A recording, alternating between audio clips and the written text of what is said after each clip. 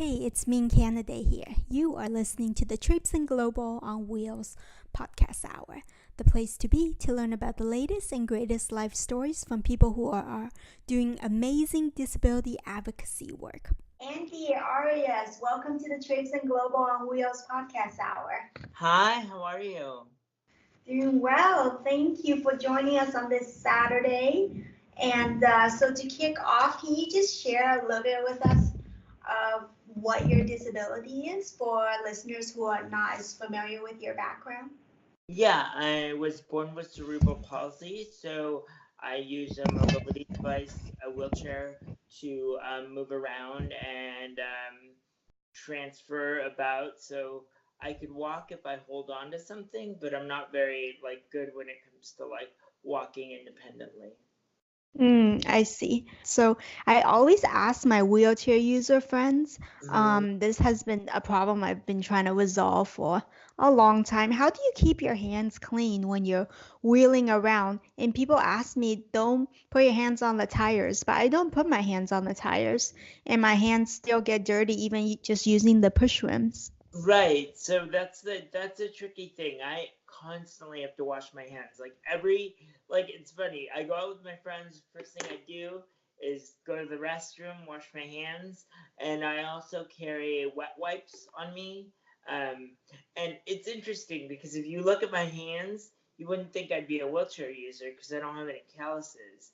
I moisturize a lot too, and I sleep with sleeping gloves because I don't I know a bunch of wheelchair users that have calluses from pushing, and I don't want to have that. So I wash my hands constantly.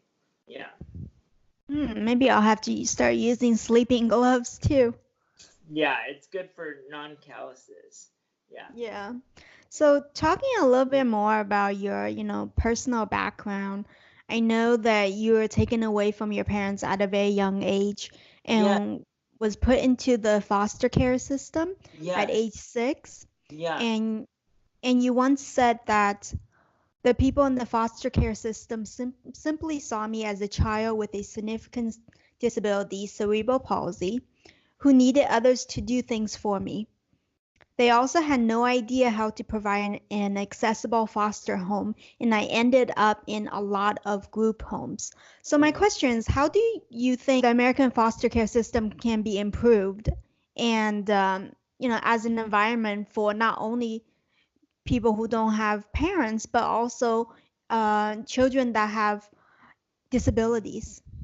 So I think there's a lot of things that they can do as far as education for new parents who want to be foster care parents. Um, there are some really good foster families out there. I was in foster care several years back, and that system, like I said in interviews prior, they didn't know how to um, make things accessible, and they didn't even know the needs of somebody with significant disabilities, such as a wheelchair. And the way foster homes are set up, even to this day, it's usually a couple people in one bedroom, and then you have one bathroom that's not accessible. So I really had to learn how to navigate the accessibility of a restroom and entrances by myself. But I think what they can do is really educate the parents that want to come in and foster, but even better still, maybe work with disabled adults that want to be foster providers like myself. I thought maybe I would want to foster a child someday. And, I think I would be a good foster parent because I've already been through the system. I know what it takes to make a place accessible or non accessible. So I think reaching out to other individuals, adults with disabilities, and creating a safe space for them to become parents. The system right now, if you want to be a foster parent, it takes about 2 years to go through a process. And if you're somebody with a significant disability like myself, and I'm only saying this because I've gone and asked both in DC and in LA, they've said, because I don't have support systems in place for not, I do for myself, but for a child, like how would I accomplish those things? So that sort of thinking that somebody with a disability couldn't take care of a child, I think that needs to shift a little bit. And then maybe they'd be able to provide more accommodations for the children coming into the foster care system. Mm-hmm.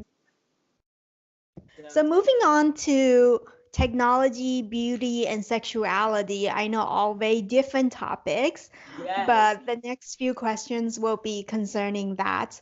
Okay. And these are questions I also asked your friend, Kristen Duquette, who was on our Oh, great. show Yeah. No, a few months back. So, how important do you think technology and social media is to individuals with disabilities compared to the general public? I think people with disabilities use social media in a sort of different context than the general public. I think that for some people, and this is me included now that I moved to the East Coast, weather can be a challenge to navigate in. And so, in order to not feel isolated and sort of like away from the world, I think people with disabilities use social media a lot. I know my friends that have more significant challenges in getting around the community, they use social media almost as their main form of social interaction. And I think for our community, it gives us a voice. And we use that voice more significantly than others. Like, I know people that have started businesses directly from their social media or started disability rights campaigns from their social media because in order to do community organizing, they weren't able to go to those spaces physically, but they were able to organize groups specifically through their social media campaigns. Yeah, so it's a means to mobilize and really participate in Right, society. right. It gives it kind of an equal playing field for us all. Right. Hmm. And what should be changed about how beauty and sexuality is portrayed in the media regarding individuals with disabilities? I know that you are passionate about this Yeah, topic because you've lived in that world of yeah, entertainment and yeah, Hollywood and yeah. acting. I So, think, first of all, people need to view us as sexual creatures, right? We have sex just like everybody else, and I think the image out there of the disabled individual is someone that if they have sex, it's out of pity or it's out of like giving them something or charity, right? It's like, oh my gosh, right? It's not, we're not sexually desirable in the media, right? People don't look at us and say like, wow, that is sexy. I want that, unless they fetishize about it, right?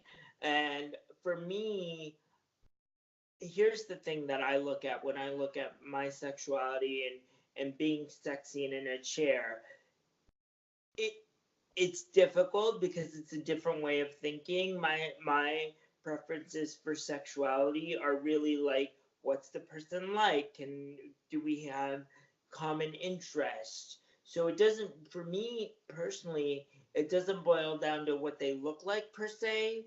It really has to boil down to like their personality, their heart, their soul, and then the other stuff on the outside kind of gets better or worse depending on how I view them, depending on their personality or their lack of personality. And I think like because I am in a wheelchair, I do look at sexuality differently. Like I don't look at men like most of my gay friends and objectify them physically and say like, well, that's hot, I want to be with that. I really try to get to know someone first because I want them to do that to me as well. um, but I do like it's interesting because I get this comment all the time from gay guys when I'm out in public. Oh my God, you're so cute. You're adorable. Oh, it's too bad you're in a wheelchair. And my snap back or clap back to them is always like, wow, gosh, you're really attractive too. It's too bad your brain is in your ass. So, I mean, it's really like, and I'm not sure if we're allowed to say ass, but I said it twice, so that should be good for you. That's Uh, totally fine. yeah, okay, good. But like, you know what I mean? So it's like I I think of myself, I carry myself as an attractive person. The chair is secondary. I want somebody to find me attractive, but I also want somebody to go beyond that. It's because I want them to go beyond what I look like and the chair at the same time, if that makes sense. Hmm. Yeah. Yeah, no, it definitely does. Um, so as an actor, you've had the pleasure of working with, some pretty big names, Tom Hanks, Yes. Mark Ruffalo, and Hilary Swank on Yes. projects. And you've often been asked to consult with producers and directors in creating greater media visibility of people with disabilities. So how can we empower more people with disabilities to want to be in film, theater, and the rest of performing arts? So I think like we need to make them inclusive spaces, right? Like we need to make casting directors and production companies more accessible to us. I really felt the reason I went out and started acting to begin with, there were no honest portrayals of people with disabilities that I looked up to when I was a kid or when I was in my young teenage years. And then on top of that, there still hasn't been significant gay characters with disabilities on television. Um, my friend, I'm gonna give my friend a plug. He's has a new show on Netflix coming out on April 12th. It's called Special. It's based on a book he wrote, and it's the first gay character with CP. Um, it's kind of a docu series, and I'm not jealous that he got it before me because he's a friend, so I'm joyful for him. But I mean, even there, it's more about his struggle to find someone and be a part of normal society. When I tell my story, um, to agents and casting directors, it's not about the struggle. It's about this is who I am.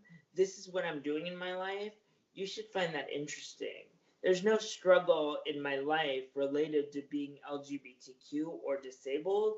It's more the struggle is having to shift perception so hard so people treat me like a average person. You know what I mean? Hmm, I see. How was it like? Just going into a little more detail of when you started to take that bold decision to go into acting because you knew that it was just so unreliable. It was hard. I mean, for anybody that wants to be a real actor and not do like mini projects, but like be an actor in big budget films or just for studios, it's difficult because you really have to break down their stereotypes of what disability is. Because you're sitting in a room with casting directors, it is nerve wracking, or production people, that's super nerve wracking, and right away, you think people judge you in real life? Take a microscope and go into a room and have just people stare at you. Every interview, dissect you, and you could feel their eyes on you while you're trying to do your job and perform.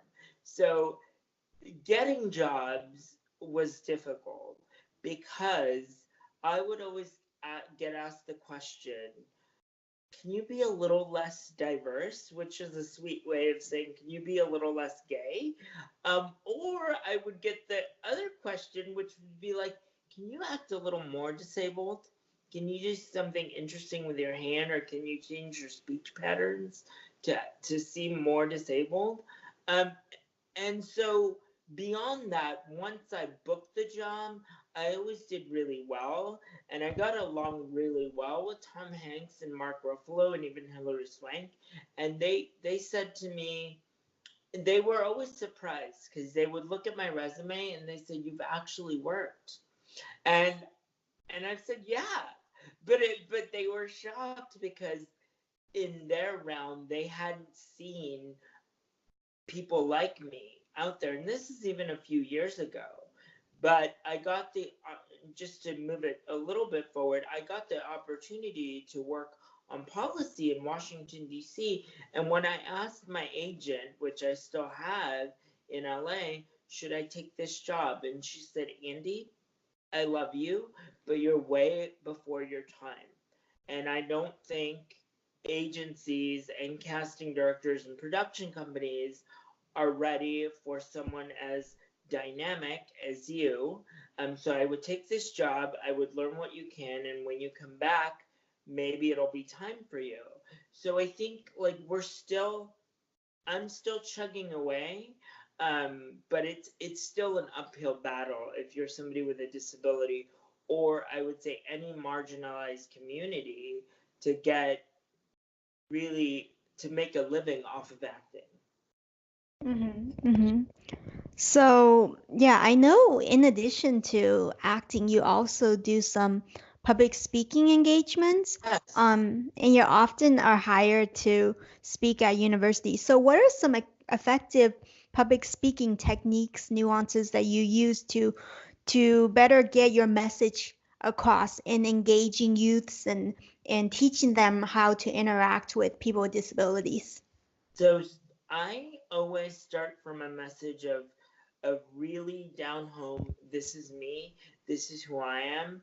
I I don't go in as I'm the subject matter expert, right? Because people always say like, "I know this. This is my field. I'll teach you this." I don't go in with the teaching perspective. I go in like, I want to learn with you as the audience. I want to go on this journey with you. And all my public speaking starts from a personal place and grows to the education piece. It's never just let me give you the facts and figures. Let me tell you how this is real and how this will impact your life. And that's always been a key to my success, I would say. Just this last spring, I got hired to do, or this coming spring, I got hired to do 6 keynotes out of one national conference that I did, and they were like, "You blew us away," and it was because you spoke from your core, the truth, what people always were afraid to say because they wanted to be politically correct. But when you're so worried about the right thing to say, you don't say the right thing. You know what I mean? You say what you think you should say, but you don't say what the audience needs to hear. And that's something that I always try to be cognizant of. Always read your audience, um, and relate it back to them and their lives, and their personal lives or their professional lives. I see. That's a very good tip. So moving on to disability advocacy now, Yay. which you have, transitioned your career or expanded your career in that realm as well.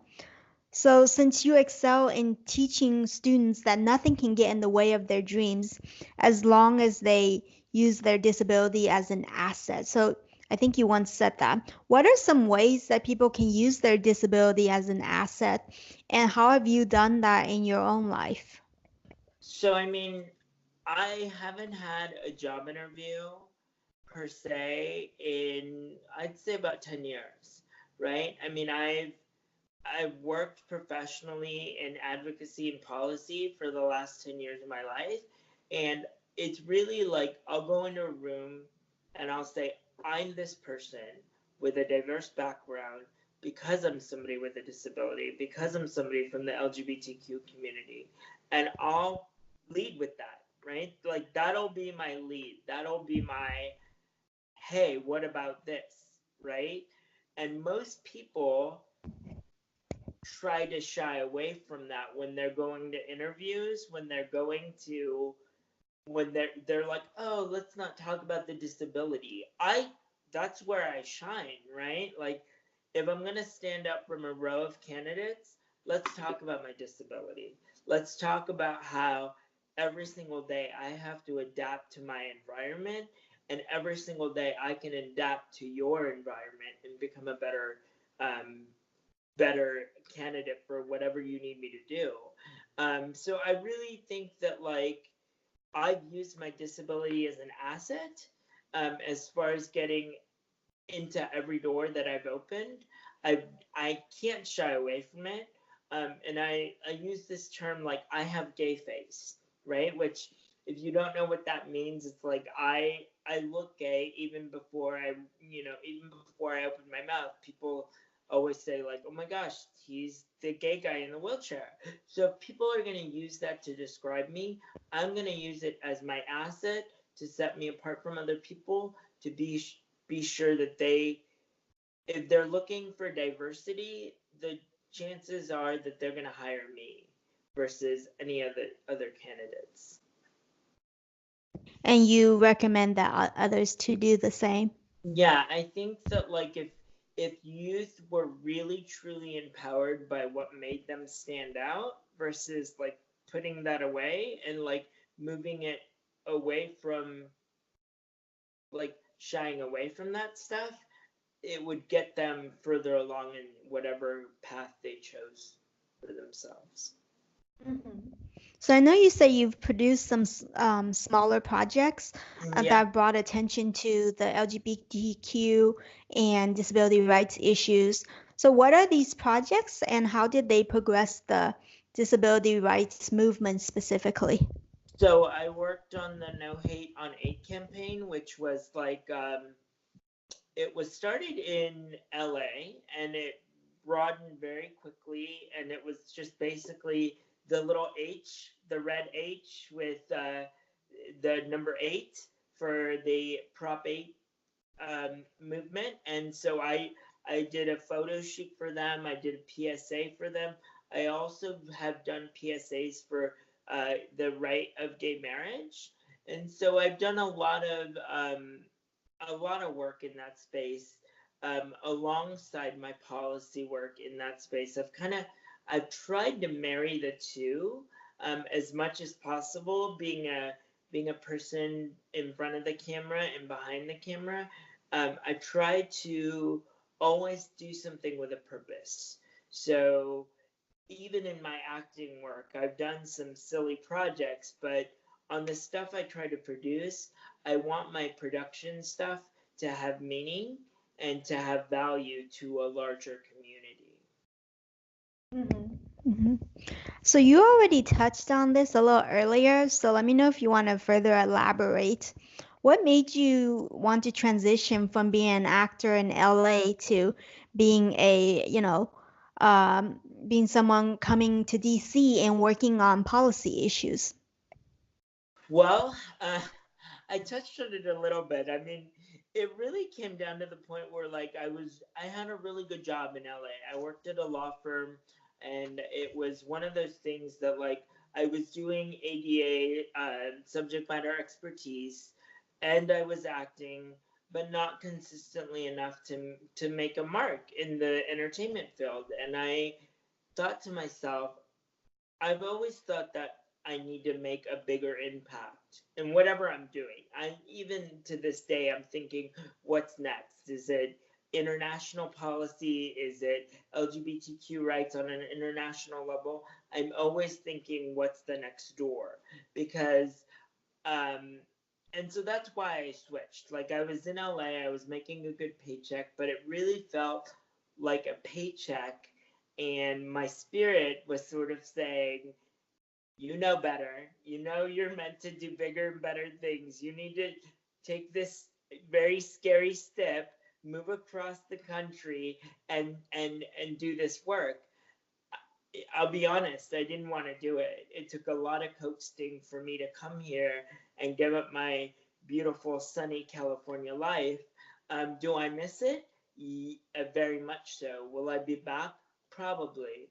but I think that this work that I'm doing now is a stepping stone for my future, even if I go back to California.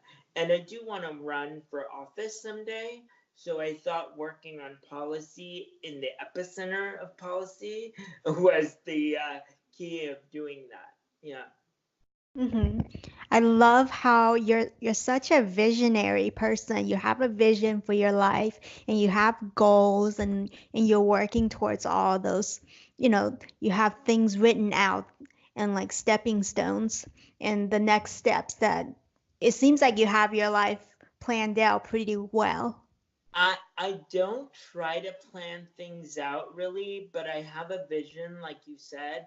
I do envision myself doing big things. Right now, I'm writing a book about my life. So when I finish that book, I think I'm gonna have to be in LA to get it published and to get a movie done about it, because that's the goal. But I do want to, have a political career as well. So, in whatever way, like I always let the universe sort of decide. Like I'm on a track, right? And the universe is like alongside me. But if the universe says, "Hey, by the way, where I'm gonna take you to DC and you're gonna work on policy," I'll be like, "Okay, cool, I'll do that." But it was never a plan to come here. But what's interesting is that I took a photo seven years ago on my Instagram, and I was looking at the Capitol from, having a meeting with a legislator, and all I said with on the Instagram caption was like, "One day I want to come here and work on policy." That was the last thought I ever gave to being in DC, and now here I am working on policy in DC. So I think that we can plant seeds within ourselves to like motivate us to move us forward, to give us sort of a boost or light a fire under our heinies or booties, whatever you want to call it. And I think that that's what I've done in my life. I've always wanted to move forward in that way. Hmm. So it's gone quickly. We moved on to our last question. Yay! So you once wrote in a blog, I didn't want to be gay and disabled. It was when I accepted both sides of myself that I started to realize I had a deeper purpose and message to share. Yes. So, can you share with us the process of how you came to embrace both sides of yourself, especially for people who are currently, struggling with that at the moment? I think lots of prayer.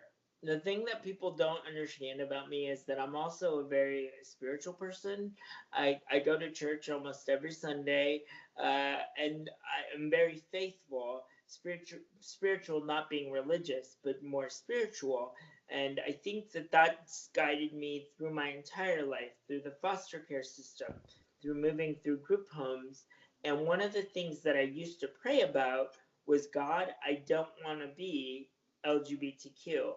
Um, I had friends in that community when I was younger, and it seemed like a very lonely life to me. And I wanted children, and I wanted a family. I wanted all these things for myself. I wanted to be normal as much as possible. But then when God sort of said to me, not in a Joan of Arc way, but in a, "Hey Andy, get serious. This is who you are," I really I really started slowly putting myself in acceptable environments, right? Where my tribes were accepting me. So I hung out with more disabled people. But I'll be honest, before I started acting, I didn't really hang out with anybody with a disability, right? I would want to push myself away from the community as much as possible because I wanted to seem normal, and I did the same thing in the LGBTQ spaces.